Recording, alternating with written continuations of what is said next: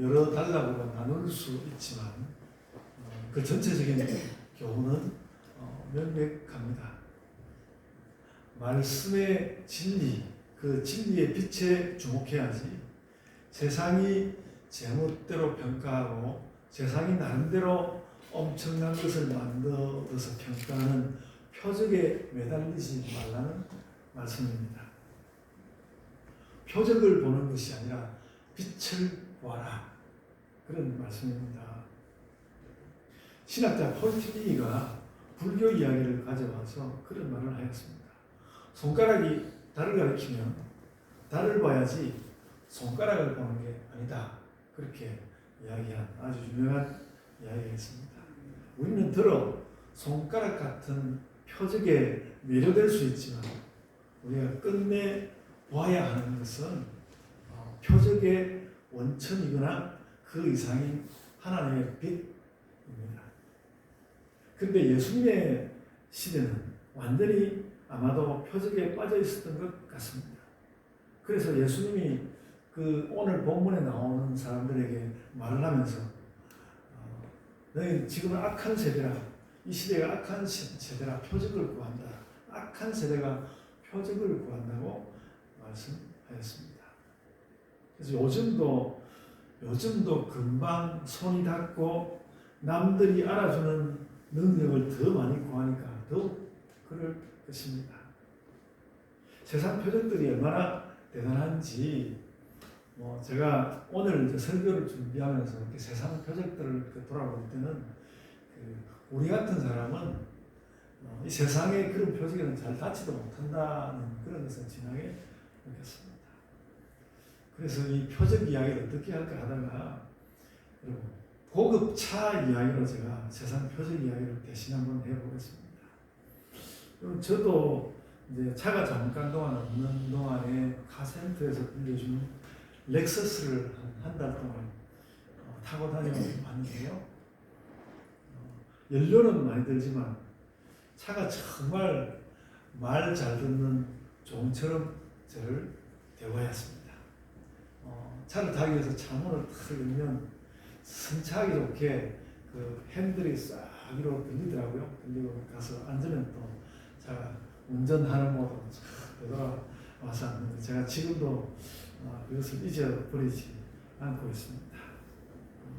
차가 이렇게 달려도 정말로 소리가 나지 않았습니다. 정말 소리가 안 나더라고요. 그래서 사람들이 참 그렇게 살고 싶겠구나, 그렇게 살고 싶고 그런 걸 갖추면, 그런 걸 다 잘 갖추게 되면 내가 세상의 갑이라는 그런 표적을 갖게 되는 것이죠.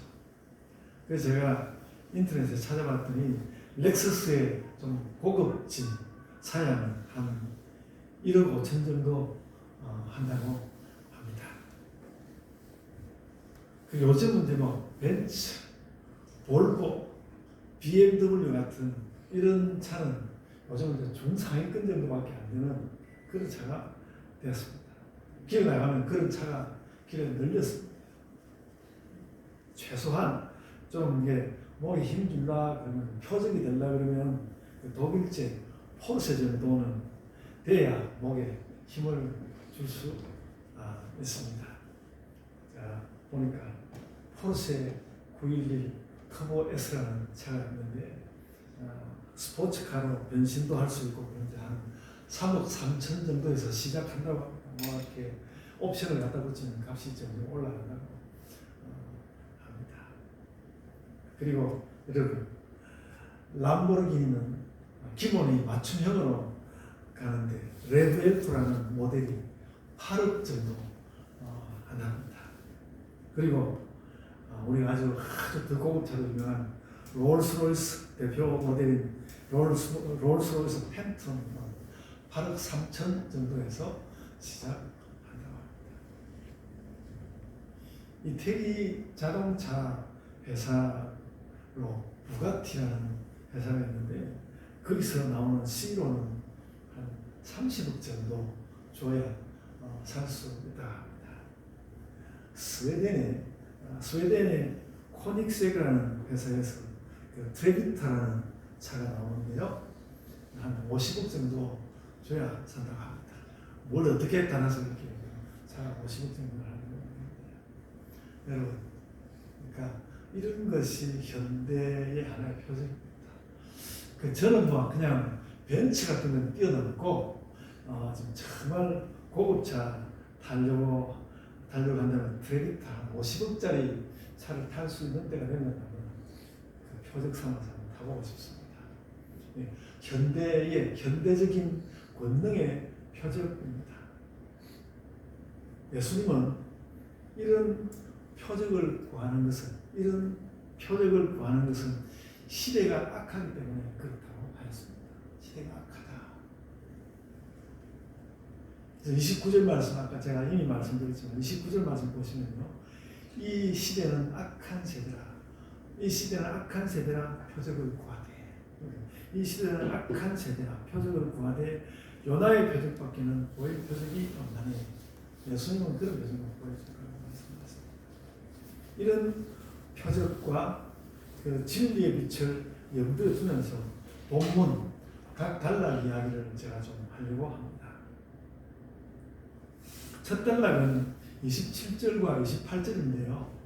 그 앞단락에 붙여도 괜찮은 말씀인데요. 오늘 본문 붙여서 말씀을 읽고 왔습니다.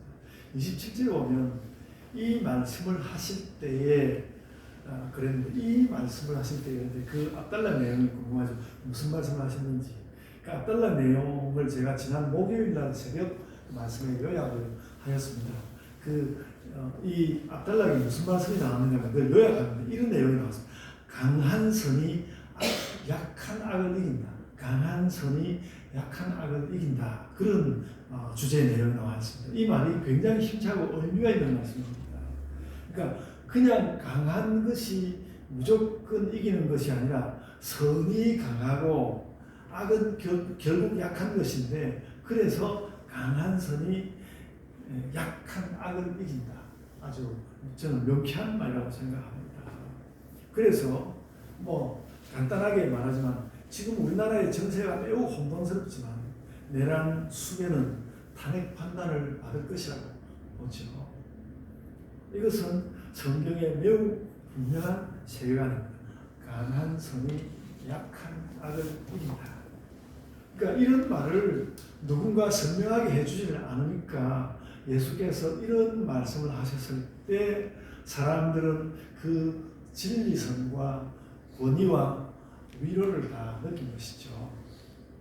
그런 신뢰감을 담아서 이 말씀을 하실 때, 예수님이 그런 말씀을 하실 때에 사람들은 그 예수님을 믿는 신뢰감을 담아서 그 사람들이 예수께 한 말씀이 27절에 나와 있습니다.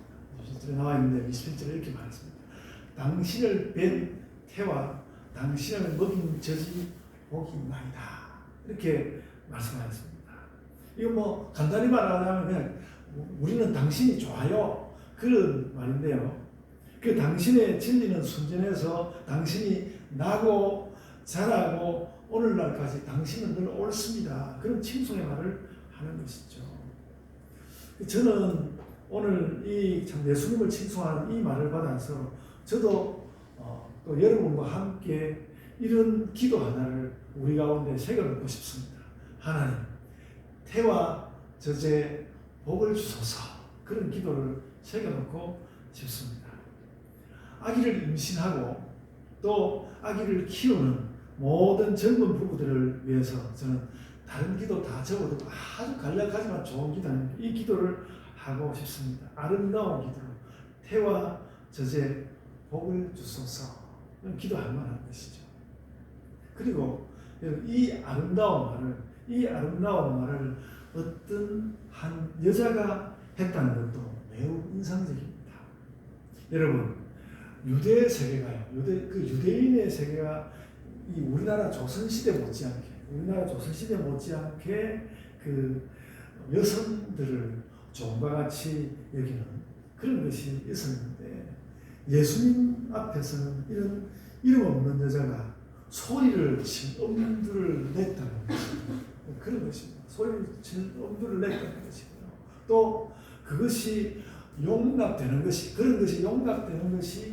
예수 운동의 분위기였습니다. 그 예수님이 있는 그 분위기 속에서는 어린 아이들도 용납되고 또 부정하다고 하는 병자들도 용납이 되고 여자들이 소리치는 것도 용납되고 예수님이 있는 곳에는 그랬습니다.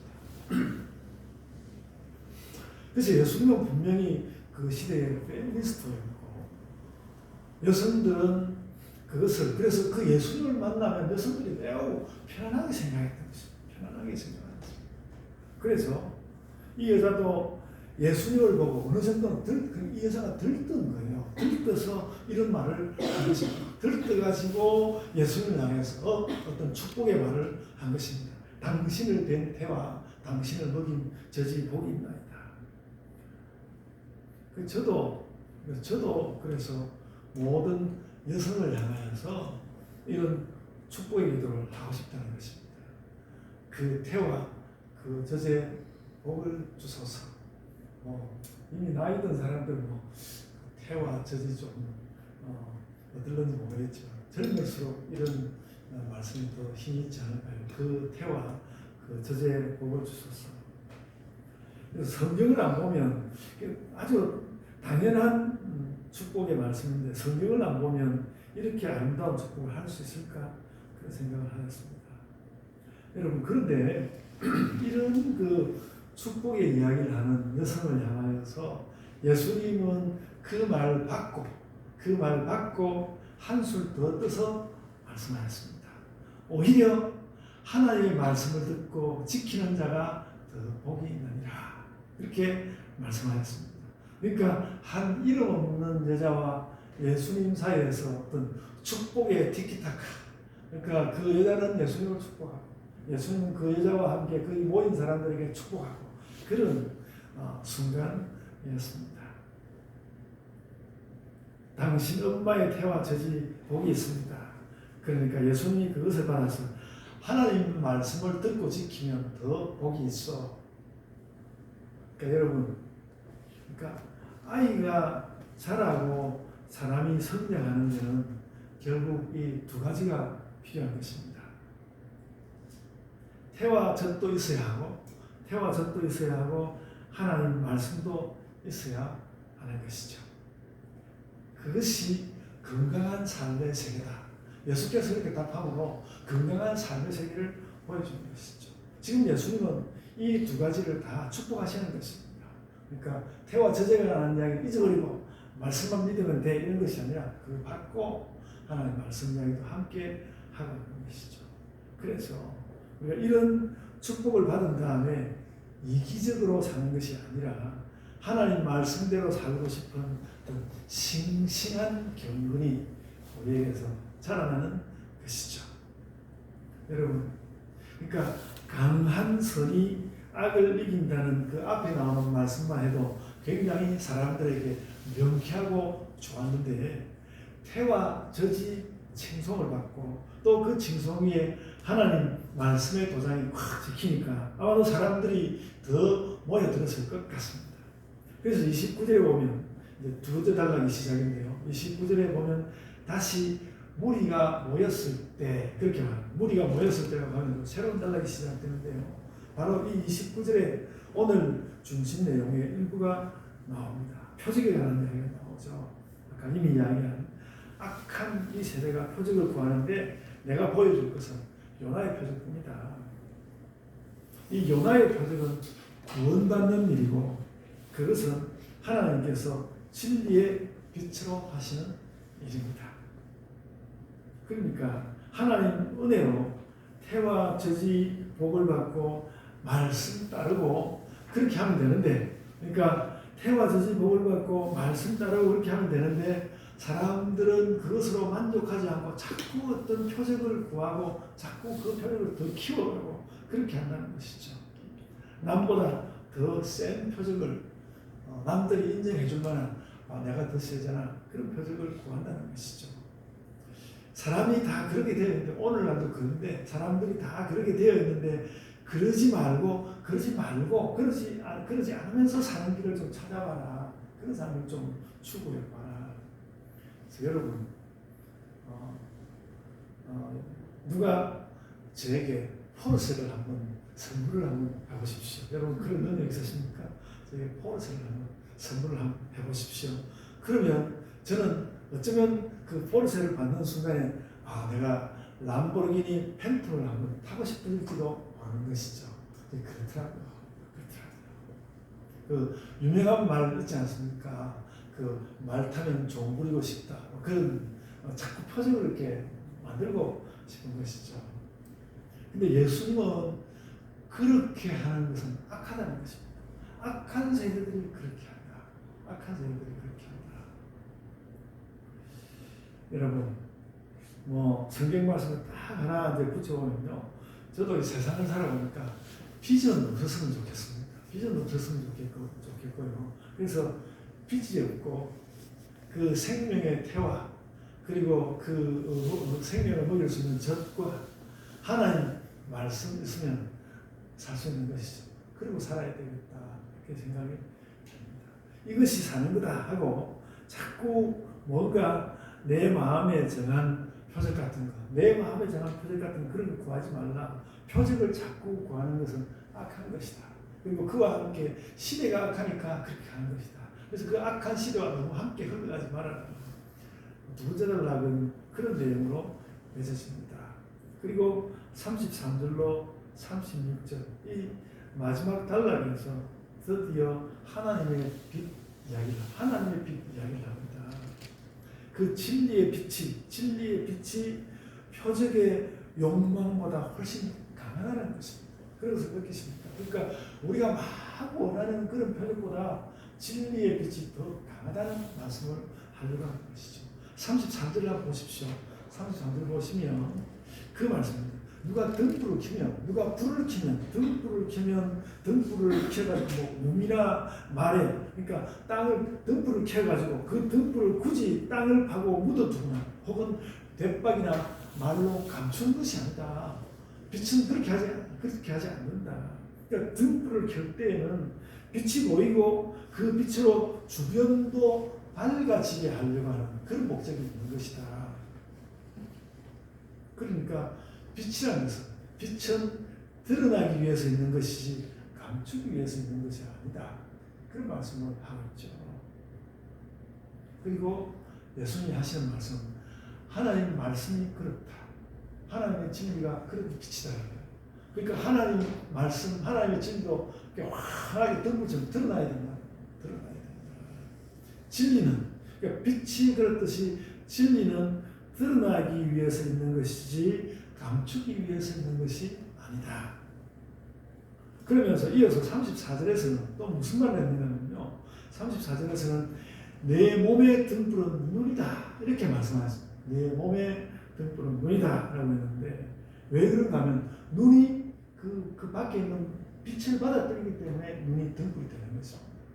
눈이 빛을 받아들이니까. 그래서 하나님의 진리를 받아들이는 우리의 눈은 영혼이고 마음인 것입니다. 그것이 우리의 눈이고 우리의 빛이죠. 우리의 눈입니다. 여러분, 그 철학자들은 영혼이라는 이야기를 하기를 별로 요즘 철학자들은 그 이야기를 안 하려고 하는데 그래도 철학자들은 영혼에 대해서 이야기할 때 그 영혼에서 형체는 다 빼고 어떤 그 영혼의 투명한 활동성을 강조합니다. 영혼을 이야기할 때 투명한 활동성을 강조하고 그래서 심지어 어떤 사람은 영혼은 에너지와 같다 이렇게 말하기도 합니다. 영혼을 에너지라 이렇게까지 말합니다만 에너지뿐만은 저는 아닐 거라고 생각하는데 그 양상은 매우 비슷할 것 같다 생각합니다. 그러니까 하나님의 빛을 받아들이는 투명한 영혼, 하나님의 빛을 받아들이는 투명한 영혼, 그것은 바로 우리 인간 존재의 등불인 것이죠. 우리의 영이 우리의 등불이라는 것입니다. 그리고 여러분, 우리의 그 등불은 그냥 스스로 빛을 내는 등불이 아니라 하나님 말씀을 받아들여서 빛을 내는 것입니다. 그러니까 내 속에 빛이 어둡지 아니하면 내 속에 빛이 어둡지 아니한가 보라 그런데 내 속에 있는 우리 속에 있는 그 빛은 어떤 그 하나의 빛 따로 있고 내 속의 빛 따로 있기 때문에 그 따로 있는 빛을 이야기하는 것이 아니라 하나의 빛이 내 안으로 비쳐 들어왔기 때문에 내 속의 빛도 있다는 것입니다. 그러니까 그 내 속의 빛이라는 것이 우리 속에 원래 붙어 있는 빛이라고 오해되기 쉽지만 성경 말씀은 그렇습니다. 그러니까 그 빛이 어둡지 아니한가? 내 속의 빛이 어둡지 아니한가 보라고 하는데 그것이 어둡다면 왜 어둡겠습니까? 왜 그런지는 모르지만 하나님의 빛을 막아버려서 그런 것입니다. 그러니까 하나님의 빛을 막아버리니까 내 속에 있는 빛이 어두워지는 것이죠. 그러니까 여러분, 우리는 그렇기 때문에 하나님의 빛을 흔쾌히 받아들이는 그런 자세를 가져야 합니다. 하나님의 빛을 흔쾌히 받아들이는 그런 자세를 가질 때 내 속에 있는 빛이 밝아지는 것이죠. 어둡지 않고. 그래서 우리가 성경을 많이 읽는 것도 물론이지만 내가 하나님께 마음을 탁 열고 믿음으로 하나님의 말씀을 받아들이는 것이 중요합니다. 그렇게 하나님 말씀을 받아들이면 어떻게 되는가? 내 속에 빛이 어둡지 않고 밝아지는 것이죠. 하나님 말씀 받아들이면. 그러니까 그래서 이 말씀, 오늘 본문의 그 마지막 단락의 내용을 따지고 보면 내 속에 빛이 밝아야 한다고 했는데 그것은 따지고 보면 내 속에 빛이 밝은 것은 믿음이 좋은 것이고 내 속에 빛이 어두운 것은 믿음이 부족한 것입니다. 내 속에 빛이 어둡지 아니한가 보라 라는 것은 결국은 우리에게 믿음을 이야기하는 것이다. 그 느낌은 좀 따로 있습니다만 그렇습니다. 그래서 이 말씀은 그러니까 하나님 말씀을 믿음으로 잘 받으라. 하나님 말씀을 믿음으로 잘 받으라. 그러면 내 속에 있는 빛이 밝아질 것이고 나의 영혼이 밝아질 것이고 나의 몸도 밝아질 것이고 그렇다는 것입니다. 그래서 여러분, 제가 여기서 하나님 말씀에 관한 개념을 다시 한번 이야기해 보려고 합니다. 그러니까 우리 밖에 있는 하나님의 궁극의 빛, 하나님의 진리의 궁극의 빛, 그것이 뭡니까? 그것이 계시입니다. 그리고 계시는 하나님께 속했으니까 다 하나님의 말씀은 다 궁극이라고 할 만하지만 그 계시의 궁극 중에서도 궁극은 무엇일까? 그러니까 우리가 성경 말씀을 받은 그 계시의 궁극 중에서도 궁극은 무엇일까? 보네퍼 목사님은 그것이 그 궁극 중에 궁극은 무엇인가? 예수님의 성육신과 십자가와 부활이 계시의 궁극이라고 하였습니다. 그러니까 하나님께서 우리에게 비치는 빛 중에서 제일 궁극적인 빛은 그것이다. 이렇게 딱 정리를 하였습니다. 그래서 여러분 보네퍼의 그 윤리학이라는 그 책에 제가 전에 그 책을 읽겠다고 했는데 그 윤리학이라는 책에 그런 항목이 있습니다. 궁극과 궁극 이전이라는 항목이 있어요. 궁극이 있고 궁극 바로 직전을 이야기해요. 궁극 이전이라는 것은 궁극 말고 저 이전이 아니고 궁극 바로 직전을 말해요. 궁극과 궁극 직전 그런 걸 이야기하는데요. 궁극과 궁극 이전이라는 항이 나오는데 그게 나오는 말입니다. 그러니까 하나님 계시의 요즘 끝판왕 그런 말 많이 쓰는데 그 하나님 계시의 끝판왕은 성신과 십자가와 부활인 것이죠. 근데 여러분 그 보네퍼가 그런 궁극을 이야기하면서 궁극 이전에 관한 이야기를 그가 하고 싶어 했습니다. 그러니까 보네퍼가 말하기를 궁극의 것은 물론 중요하지만 이 땅 사람들은 그 궁극의 것만 가지고 사는 것이 아니다라고 했습니다. 그러니까 성육신과 십자가와 그 부활이 중요한데 사람들은 그것만 가지고 사는 건 아니다라고 하였습니다. 그것만 가지고 사는 것이 아니라 궁극 이전의 것이 필요하다고 했습니다. 궁극 이전의 것도 함께 가지고 산다. 그 궁극 이전의 것은 하나님의 궁극이 우리에게 실현되기 위해서 우리를 지탱하는 그것이 실현되기 위해서 우리가 지탱하는 모든 것들을 말하는데 궁극의 것을 깨닫기 위해서 이 땅을 살아가면서 있는데 그것을 깨닫기 위해서 여러 가지 동원하는 도구라든지 또 내 주변에 여러 그런 것들 모두를 궁극 이전이라고 부르는 것이죠. 보네퍼는 주로 궁극 이전이라는 말을 가지고 무엇을 일컬었는가 하면요. 그 시대의 어떤 사회적이고 문화적이고 우리 삶에서 실존적인 것들 그런 것들을 이야기하였습니다. 궁극이죠. 여러 사람들이 저를 무슨 어려운 이야기를 하려고 저런 이야기를 하나 그렇게 어려운 이야기 아니에요. 그 이야기만 좀 합니다. 제가 지난 주간에 이 보네프의 그 율리아 책에서 이 부분을 읽었는데요. 그런 표현이 그러니까 보네프가 그런 표현을 분명하게 했습니다. 그 궁극과 궁극 이전이라는 그 항에서 무슨 이야기를 했는가 하면 이런 이야기입니다. 우리가 바로 지금 여기 살기 위해서 그러니까 아마 그 당시에 신학자들이 그런 말을 많이 사용했던 것 같습니다. 그러니까 지금 여기 살기 위해서 궁극 이전에 그 무엇이 있어야 한다라는 이야기를 하였습니다.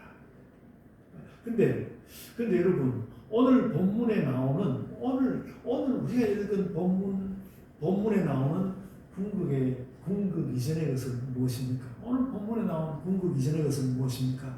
맨 앞에 나온 태와 젖의 축복, 태와 젖 궁극 이전의 것을 지시하는 볼 수 있습니다.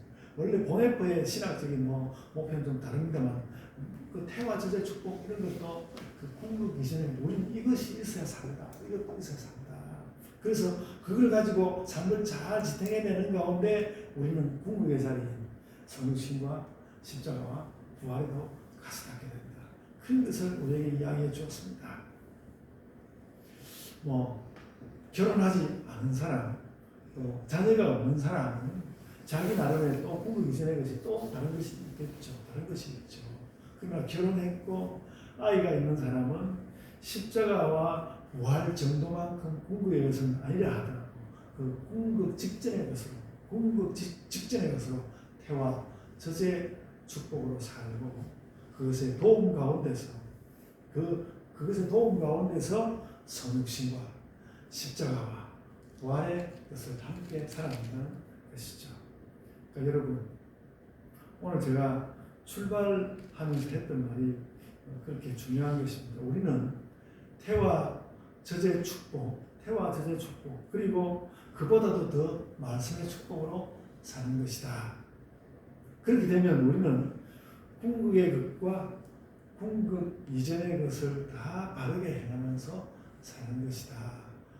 보네퍼가 그렇게 이야기하면 그러니까 이것도 이제 보네퍼 윤리학에 굉장히 중요한 주제가 들어있는 것이죠. 기독교인은 어떻게 살 것인가? 아주 궁극의 것을 중시하면서 살아야 되는데 살다 보면 궁극과 궁극 이전의 것을 잘 가지고 살아야 한다. 이런 이야기를 우리에게 해주었습니다. 여러분 이것이 윤리학 전체는 아니라 하더라도 이것은 중요한 가르침이고 예수님이 그래서 또 우리에게 그렇게 가르쳐 주시는 것입니다. 오늘 말씀을 가지고 하나님께서 너희에게 태와 젖의 복을 주신다. 혹은 또 우리의 삶에서 이런저런 필요한 것, 다 그 어떤 십자가와 부활을 그 삶을 살 수 있도록 지탱해내는 많은 것을 우리에게 주신다. 그리고 우리에게 말씀을 주시는데 그 말씀이 보다 더 궁극적인 것이다. 그래서 우리는 우리의 영과 혼으로 그 빛을 받아서 어둡지 않은 밝은 생을 사는 것이다. 여러분, 제가 목사라고 저에게 마음을 어둡게 하는 부분이 없겠습니까? 그런데 그러니까 마음을 어둡게 하는 너희 마음이 어둡지 아니한가 보라. 이것은 좀 뭔가 악한 것을 지칭하는 그런 느낌도 있지만은 악한 것이 아니어도 세상은 자꾸 믿음을 가로막고 우리가 어두워지게 하는 것이 있는데 그런 것을 이겨내는 것은 결국은 하나님 말씀이다. 하나님 말씀을 같이 가지고 되는 것이다. 그리고 그 말씀의 궁극은 성육신과 십자가와 부활이다. 그래서 이 말들은 그냥 옳아야 되니까 옳은 것이 아니라는 것입니다. 하나님과 예수님이 아니면 이 어둠이 가득한 시대나 환경을 넘어갈 수 없다는 것이죠. 그래서 여러분 모두가 이런 태와 저주의 복을 받으시고 삶의 모든 부분에서 복을 받으시기를 바랍니다. 그리고 또 하나님 말씀을 듬뿍 받아서 삶의 어둠을 이겨내시기를 바랍니다. 그것이 바로 지금 여기서 살아가는 기독교인 실존의 생생한 사실들입니다. 여러분, 싱싱하고 밝은 신자들로 다 사시기를 바랍니다. 아멘. 자, 기도하겠습니다. 주님, 저희에게 무엇이 필요하면 그것이 필요 없다고 하지 않으시고, 참 말씀과 또 구원의 그 궁극의 것을 향하여 가기 위하여 필요한 것인 줄 알고 우리를 채워주시는 그 하나님을 믿으며 그 예수님을 믿으며 저희들이 살게 하여 주옵소서. 이 세상 가운데 자신의 권능을, 자신의 능력을 표하기 위한 많은 표적들이 있지만 주님, 저희가 또 그런 표적에 때로는 혹하기도 하지만 하나님 말씀에 저희들의 눈을 향하며 그 말씀에 눈을 향함으로써 저희가 저희 마음 가운데 정말 밝은 등불을 가지고 저희 삶과 저희의 몸과 저희의 모든 것을 밝게 하면서 그렇게 살아가는 신자들이 되게 하여 주옵소서. 저희에게 늘 은혜를 주시며 그 하나님 은혜대로 살아가는 밝은 주의 백성들 되게 하여 주옵소서. 감사하고 예수님 이름으로 기도드리옵나이다. 아멘.